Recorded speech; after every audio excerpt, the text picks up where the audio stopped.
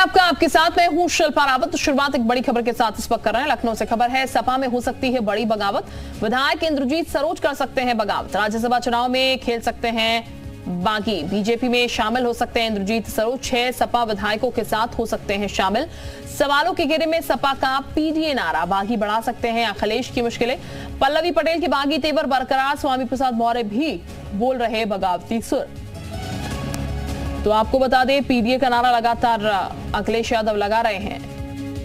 विवेक इस वक्त हमारे साथ ज्यादा जानकारी के साथ जुड़ चुके हैं। विवेक, जो नाम अखिलेश यादव की तरफ से राज्यसभा भेजे गए उनको लेकर पल्लवी ने तो अपनी नाराजगी जताई थी, लेकिन अब कुछ और बगावती सुर सामने आने लगे हैं। विधायक बागी होने के संकेत मिल रहे हैं, क्या जानकारी है इसको लेकर?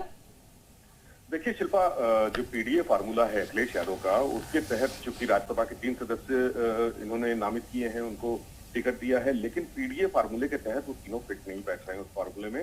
इसको लेकर पल्लवी पटेल हो या स्वामी प्रसाद मौर्य हो या जो अन्य विधायक हैं चिंदवारी से, बाला के चिंदवारी से विधायक ब्रजेश प्रजापति हो, इन सबने मोर्चा खोल रखा है। अब नया नाम सामने आया है समाजवादी पार्टी के विधायक इंद्रजीत सरोज का, और इंद्रजीत सरोज के भाजपा में जाने की अटकलें भी चल रही है। कहा जा रहा है कि राज्यसभा चुनाव से पहले इंद्रजीत अपने साथ जितने उनके 4-5 विधायक हैं उनको साथ में लेकर जाएंगे और साथ ही जो क्रॉस वोटिंग होगी राज्यसभा चुनाव में वो करेंगे। इंद्रजीत सरोज का एक खास रिश्ता अभी 2-3 महीने पहले ही वो भाजपा के एमएलसी रामचंद्र प्रधान के समधी बने हैं, तो इस वजह से नाम उनका ज्यादा चर्चा में है कि रामचंद्र प्रधान उनको भाजपा लेकर आ सकते हैं या फिर राज्यसभा चुनाव में उनके माध्यम से क्रॉस वोटिंग सभा में तेनमारी करके अपना जो 10वां कैंडिडेट खड़ा किया है उसको जिताने के लिए, जो भारतीय जनता पार्टी की तरफ से कैंडिडेट खड़े हुए हैं संजय सेठ, उनको जिताने के लिए क्रॉस वोटिंग करा सकते हैं। तो ये इंद्रजीत सरोज के साथ जो समाजवादी पार्टी में आए थे, इस समय राष्ट्रीय महासचिव हैं इंद्रजीत,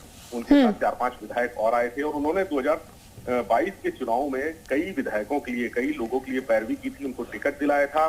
उनको टिकट दिलाने से उसमें से कई विधायक जीते भी हैं, तो उन सबको लेकर वो बीजेपी जा सकते हैं, ऐसी चर्चाएं चल रही हैं। क्योंकि पल्लवी पटेल भी कल राहुल गांधी के साथ वहां दिखी थी यात्रा में, उनके बगावती तेवर अभी तक बरकरार हैं। स्वामी प्रसाद मौर्य का हाल सबने देखा है कि कैसे उन्होंने अपने पद से इस्तीफा दिया है, महासचिव पद छोड़ा है।